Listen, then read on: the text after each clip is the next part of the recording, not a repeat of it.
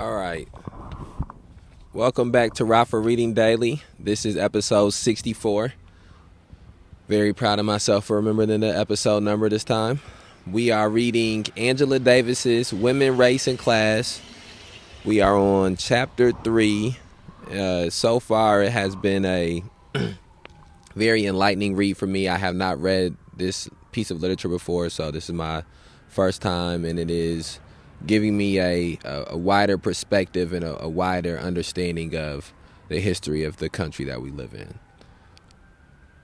Okay, let's see. Okay, we are at the bottom of page 53, chapter 3. The inestimable importance of the Seneca Falls Declaration was its role as the articulated consciousness of women's rights at mid-century.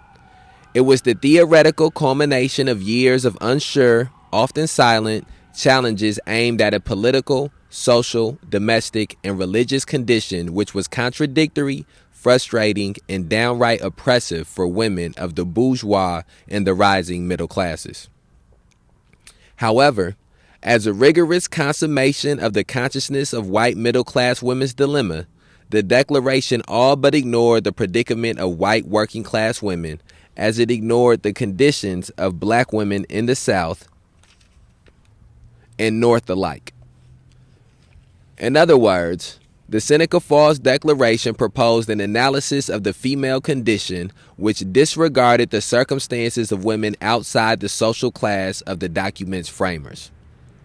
And usually I don't do this. I wait for specific moments to interject, but I want to interject and state the similarities between that and when we would get to the 1950s and 1960s and the civil rights movement. And that would be one of the charges put forth by many black people during the civil rights movement, is that the majority of the movement was articulating issues that directly affected middle class and bourgeois black people in America, but they were not taking the time to adequately articulate and address issues that were facing working class and poor black people in America, and that the gains that would be made from the the end of 1950s and the 1960s civil rights movement, which is typically put between 1954, Brown versus Board of Education, to 1968, the assassination of Martin Luther King Jr., that the gains were disproportionately and predominantly for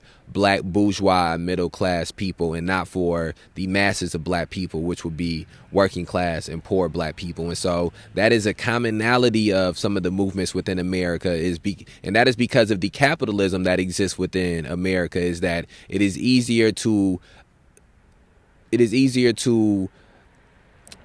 pull off oppression and repression on groups of subjugated people who have higher financial status, because a part of their existence already buys into the construct of this country. Okay, so let's continue reading. But what about those women who worked for a living? The white women, for example, who operated the textile mills in the Northeast. In 1831, when the textile industry was still the major focus of the new industrial revolution, women comprised the undisputed majority of industrial workers. In the textile mills scattered throughout New England, there were 38,927 women workers as compared to 18,539 men. The pioneering, quote, mill girls, end quote, have been recruited from local farm families. The profit-seeking mill owners represented life in the mills as an attractive and instructive prelude to married life. Both the Waltham and Lowell systems were portrayed as, quote, surrogate families, end quote, where the young farm women would be rigorously supervised by matrons in an atmosphere akin to the finishing school. But what was the reality of mill life? Incredibly long hours, 12, 14, or even 16 hours daily, atrocious working conditions, inhumanly crowded living quarters, and, quote, so little time was allowed for meals, 1/2 hour at noon for dinner, that the women raced from the hot, humid weaving rooms several blocks to their boarding houses, gulped down their main meal of the day, and ran back to the mill in terror of being fired if they were late. In winter, they dared not stop to button their coats and often ate without taking them off. This was pneumonia season. In summer, Spoiled food and poor sanitation led to dysentery. Tuberculosis was with them in every season. End quote. The mill women fought back. Beginning in the late 1820s, long before the 1848 Seneca Falls Convention, working women staged, quote, turnouts, end quote, and strikes, militantly protesting the double oppression they suffered as women and as industrial workers. In Dover, New Hampshire, for example, the mill women walked off the job in 1828 to dramatize their opposition to newly instituted restrictions. They, quote, shocked the community by parading with banners and flags, shooting off gunpowder, end quote. By the summer of 1848, when the Seneca Falls Convention took place, condition in the mills, hardly ideal to begin with, had deteriorated to such an extent that the New England farmers' daughters were fast becoming a minority in the textile labor force. Replacing the women from, quote, well-born, end quote, Yankee, end quote, backgrounds were immigrant women who, like their fathers, brothers, and husbands, were becoming the industrial proletariat of the nation. These women, unlike their predecessors, whose families owned land, had nothing to rely upon but their labor power. When they resisted, they were fighting for their right to survive. They fought so passionately that, quote, in the 1840s, women workers were in the leadership of labor militancy in the United States, end quote. Campaigning for the 10-hour day, the Lowell Female Labor Reform Association presented petitions to the Massachusetts state legislature in 1843 and 1844. When the legislature agreed to hold public hearings, the Lowell women acquired distinction of winning the very first investigation of labor conditions by a government body in the history of the United States.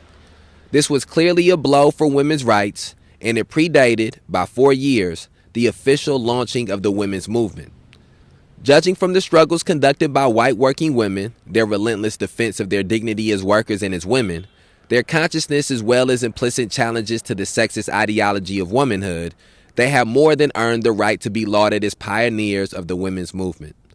But their trailblazing role was all but ignored by the leading initiators of the new movement, who did not comprehend that women workers experienced and challenged male supremacy in their own special way.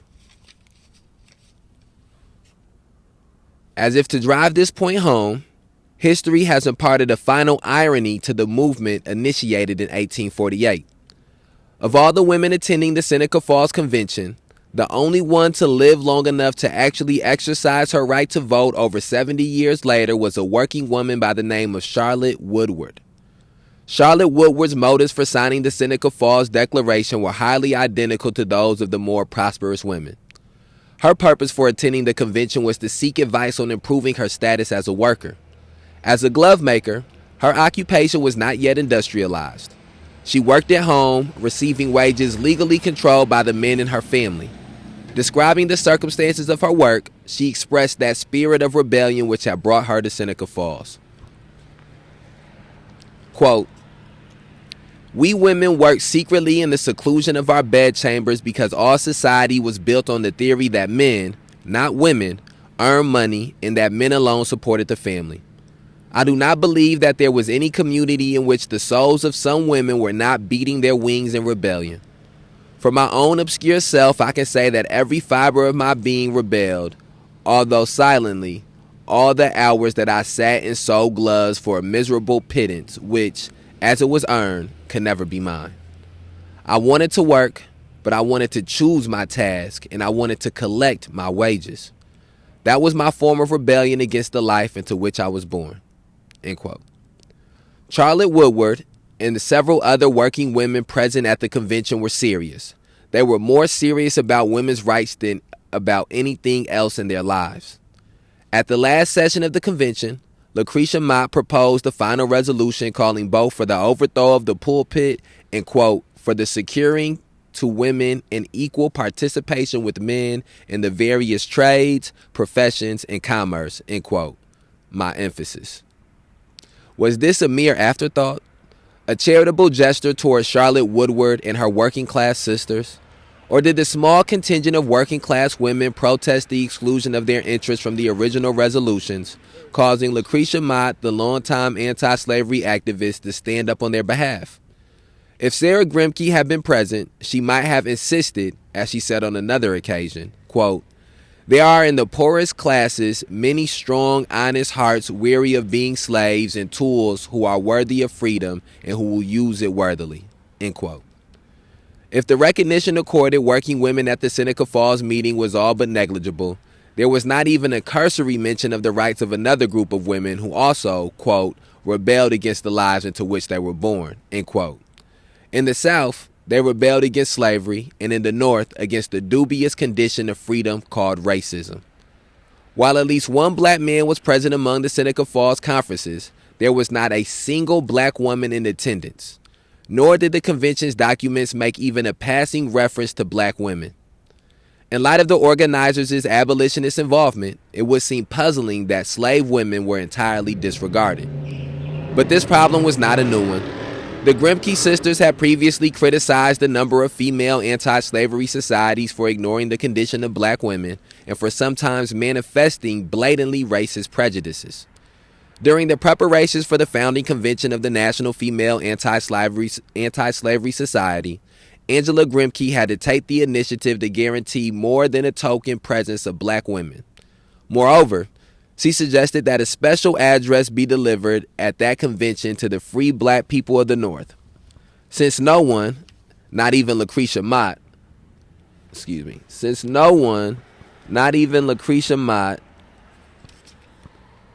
will prepare the address, Angelina's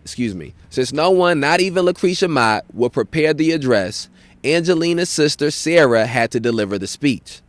As early as 1837, the Grimke sisters chastised the New York Female Anti-Slavery Society for failing to involve black women in their work. Quote, "On account of their strong aristocratical feelings," end quote, Angelina regretfully said, quote, "They were most exceedingly inefficient. We have had serious thought of forming an anti-slavery society among our colored sisters and getting them to invite their white friends to join them. In this way, we think we could get the most efficient white females in the city to join them," end quote. The absence of black women at the Seneca Falls Convention was all the more conspicuous in light of their previous contributions to the fight for women's rights.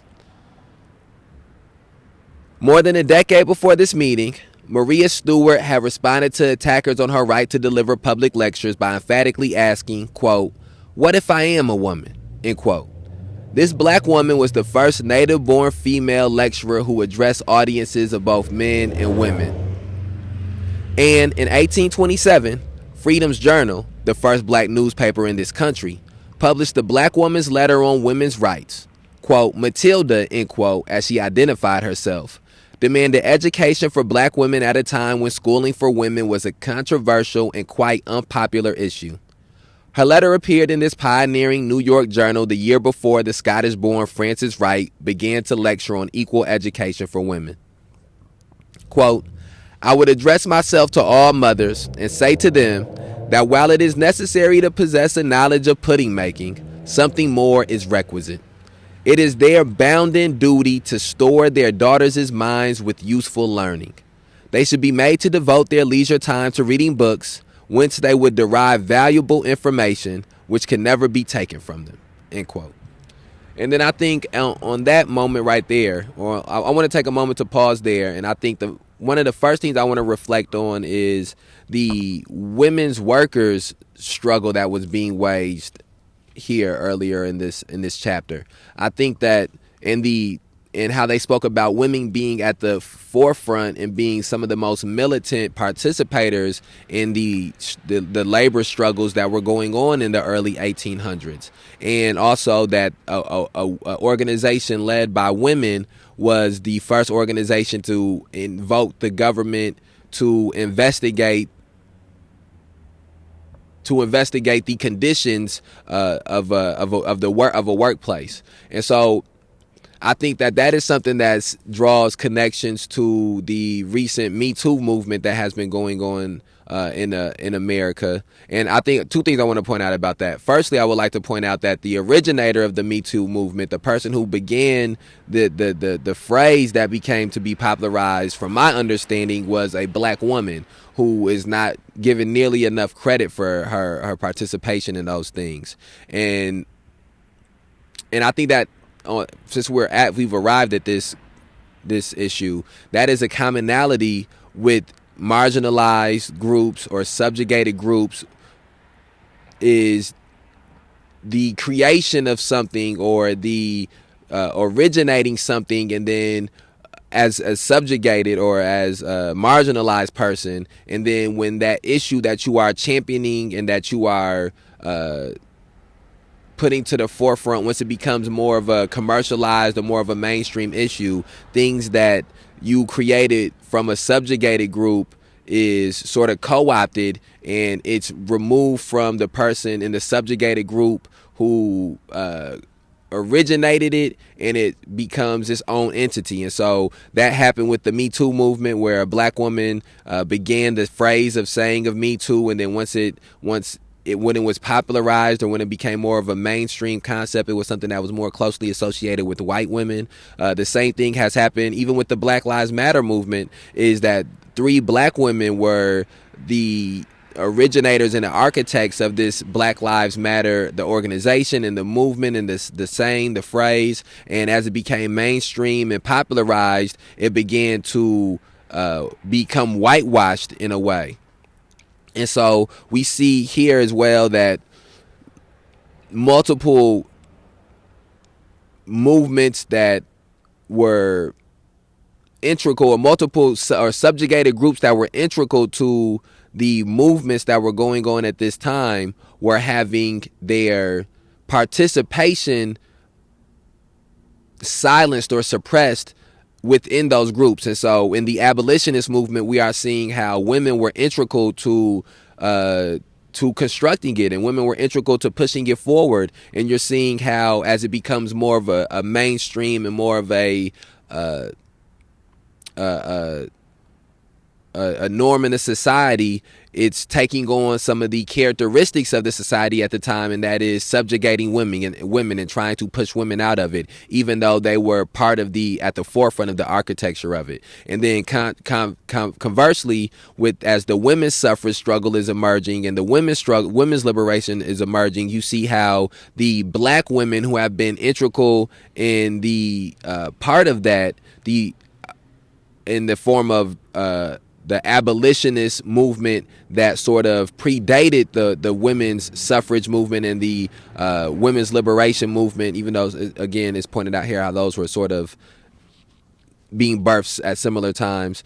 You're seeing how they're being pushed out of that movement. So these white women are getting together and are only speaking about issues that directly affect middle-class white women, and are mimicking the same things in a way that was happening when these men were getting together and trying to speak about ending slavery. And I think that it's important for us to learn from these mistakes that have happened in movement building of the past, so we do not duplicate them in movement building in the future and the present. And so the history lesson about the role that women played in the labor rights movement, I think, is also very important as well. That's something that I don't think gets touched on enough at all. And so I think that those were all 3 different specific movements: the labor movement, the black liberation movement, and women's liberation movements, that are all sort of being shown of their interconnection and their intersectionality that they have within here. And again, in capitalism is being illustrated throughout these writings and readings as well. So here, let's pick back up where we left off at. Okay. Long before the first women's convention, middle-class white women had struggled for the right to education. Matilda's comments, later confirmed by the ease with which Prudence Crandall recruited black girls for her besieged school in Connecticut, demonstrated that white and black women were indeed united in their desire for education. Unfortunately, this connection was not acknowledged during the convention at Seneca Falls. The failure to recognize the potential for an integrated women's movement, particularly against sexism in education, was dramatically revealed in an episode occurring during the crucial summer of 1848. Ironically, it involved the daughter of Frederick Douglass, After her official admission to a girls' seminary in Rochester, New York, Douglas's daughter was formally prohibited from attending classes with the white girls. The principal who issued the order was an abolitionist woman. When Douglas and his wife protested this segregationist policy, the principal asked each white girl to vote on the issue, indicating that one objection would suffice to continue the exclusion. After the white girls voted in favor of integrating the classroom, the principal approached the girls' parents, using the one resulting objection as an excuse to exclude Douglas's daughter. That a white woman associated with the anti-slavery movement could assume a racist posture toward a black girl in the North reflected a major weakness in the abolitionist campaign: its failure to promote a broad anti-racist consciousness. This serious shortcoming, abundantly criticized by the Grimke sisters and others, was unfortunately carried over into the organized movement for women's rights. However oblivious the early women's rights activists may have been to the plight of their black sisters, the echoes of the new women's movements were felt throughout the organized black liberation struggle. As mentioned above, the National Convention of Colored Freedmen passed a resolution on the equality of women in 1848. Upon Frederick Douglass's initiative, the Cleveland Gathering had resolved that women should be elected delegates on an equal basis with men. Shortly thereafter, a convention of Negro people in Philadelphia not only invited black women to participate, but in recognition of the new movement launched in Seneca Falls, also asked white women to join them. Lucretia Mott described her decision to attend in a letter to Elizabeth Cady Stanton. Quote, "We are now in the midst of a convention of the colored people of the city. Douglas and Delaney, Reman and Garnett are here, all taking an active part, and as they include women and white women too, I can do no less, with the interest I feel in the cause of the slave, as well as of woman, than be present and take a little part. So yesterday, in a pouring rain, Sarah Pugh and self walked down there and expect to do the same today." End quote.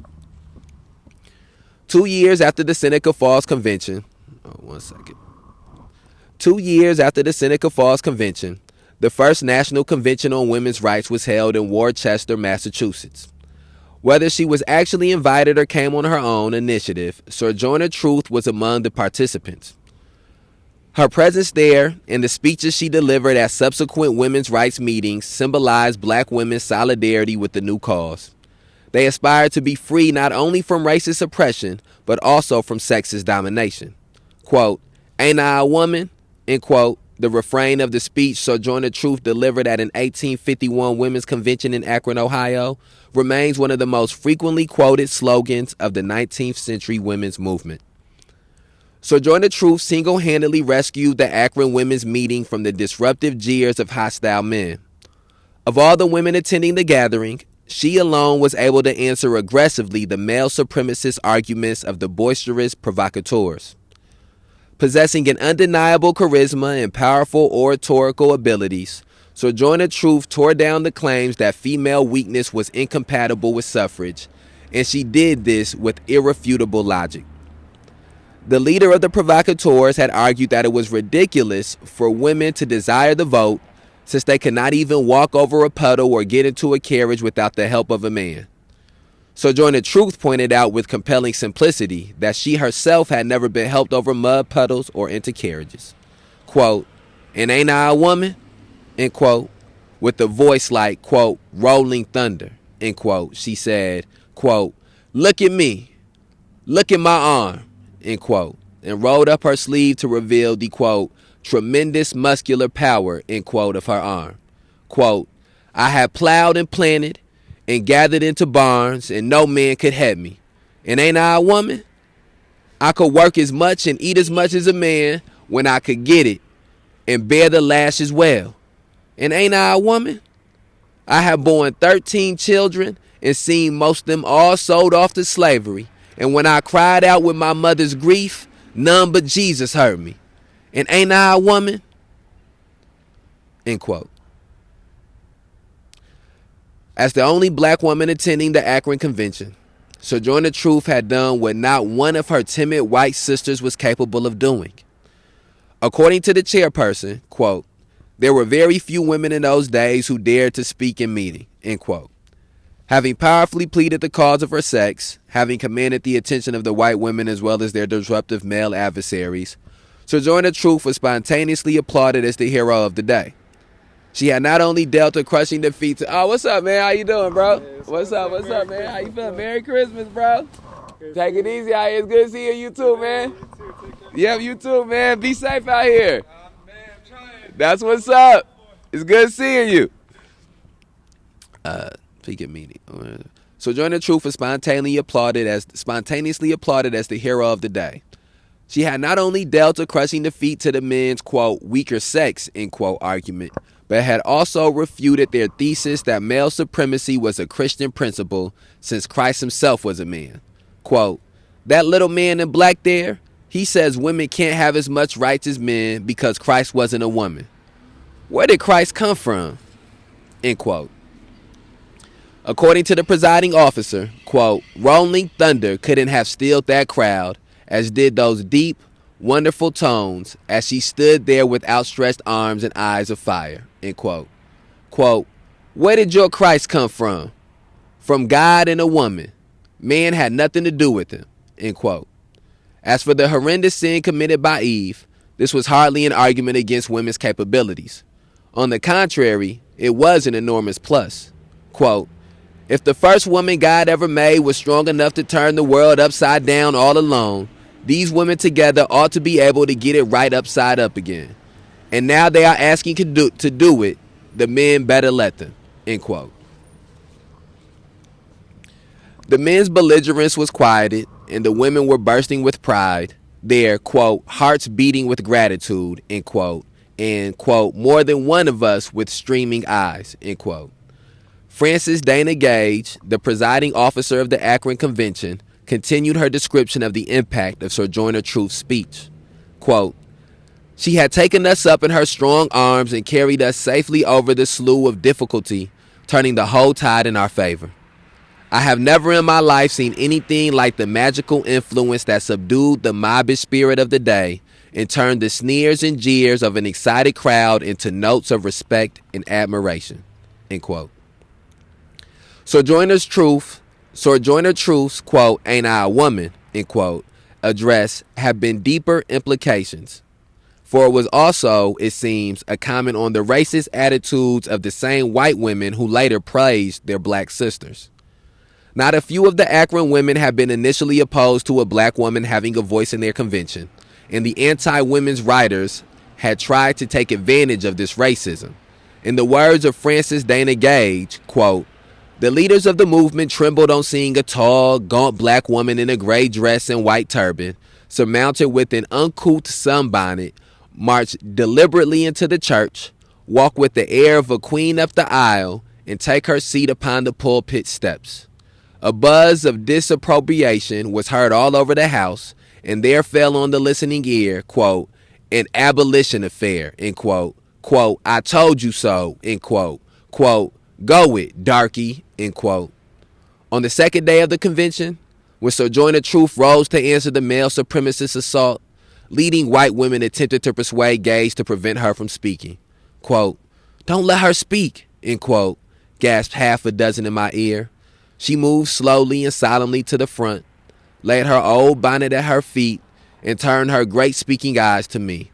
There was a hissing sound of disapprobation above and below.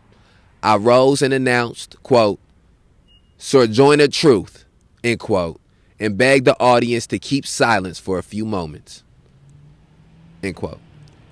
Fortunately for the Ohio women, for the women's movement in general, for whom Sojourner Truth's speech established a militant fighting spirit, and for us today who still receive inspiration from her words, Frances Dana Gage did not succumb to these racist pressures of her comrades. When this black woman did rise to speak, her answer to the male supremacists also contained a profound lesson for the white women. In repeating her question, quote, ain't I a woman, end quote, no less than 4 times, she exposed the class bias and racism of the new women's movement. All women were not white, and all women did not enjoy the material comfort of the middle classes and the bourgeois. Sojourner Truth herself was black. She was an ex-slave. but she was no less a woman than any of her white sisters at the convention. That her race and her economic condition were different from theirs did not annul her womanhood. And as a black woman, her claim to equal rights was no less legitimate than that of white middle-class women. At a national women's convention 2 years later, she was still fighting efforts to prevent her from speaking. Quote, "I know that it feels a kind of hissing and tickling like to see a colored woman get up and tell you about things and women's rights. We have all been thrown down so low that nobody thought we'd ever get up again. But we have been long enough trodden now. We will come up again, and now I am here." Throughout the 1850s, local and national conventions attracted increasing numbers of women to the campaign for equality.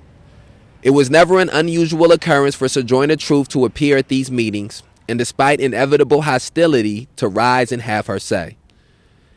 In representing her black sisters, both slave and, quote, free, end quote, she imparted a fighting spirit to the campaign for women's rights. This was Sojourner Truth's unique historical contribution. And in case white women tended to forget that black women were no less women than they, her presence and her speeches served as a constant reminder. Black women were also going to get their right. Merry Christmas! Have a good night! Oh, damn, sorry, that was kind of loud. My fault, that was loud. Black women were going to get their rights. Meanwhile, large numbers of black women were manifesting their commitment to freedom and equality in ways that were less closely connected with the newly organized women's movement. The Underground Railroad claimed the energies of numerous northern black women. Jane Lewis, for example, a resident of New Lebanon, Ohio, regularly rowed her boat across the Ohio River, rescuing many of fugitive slaves. Frances E.W. Harper, a dedicated feminist and the most popular black poet at mid-century, was one of the most active lecturers associated with the anti-slavery movement. Charlotte Fortin, who became a leading black educator during the post-Civil War period, was likewise an active abolitionist. Sarah Remond, who lectured against slavery in England, Ireland, and Scotland, exercised a vast influence on public opinion, and according to one historian, quote, kept the Tories from intervening on the side of the Confederacy, end quote. And let's end this episode here, and we'll start the next episode up, and we'll knock out the end of this chapter 3. I think that last portion that was read about Sojourner Truth was very powerful. Very powerful. The words that Sojourner Truth spoke was very powerful. How her existence highlighted intersectionality, and how her existence highlighted the contradictions and the hypocrisies within multiple movements, I think is very self-explanatory. And I think that is the power that we give when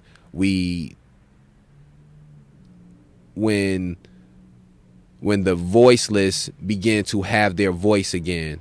It is that they're just the existence of somebody who is from a group that is voiceless or a group that is subjugated. Just their existence when they begin to struggle and fight back and to exercise their voice. Their existence highlights the hypocrisies of the societies that we live in.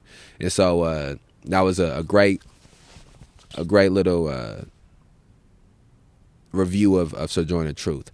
So please share this on whatever platform you're listening to it on. Thank you for taking the time out to listen to this episode of Rockford Reading Daily. Again, we put these episodes out on a daily basis to present people the opportunity to begin or further their journey in the struggle to end police terrorism, mass incarceration, and racial injustice. We're going to be back tomorrow. We outside.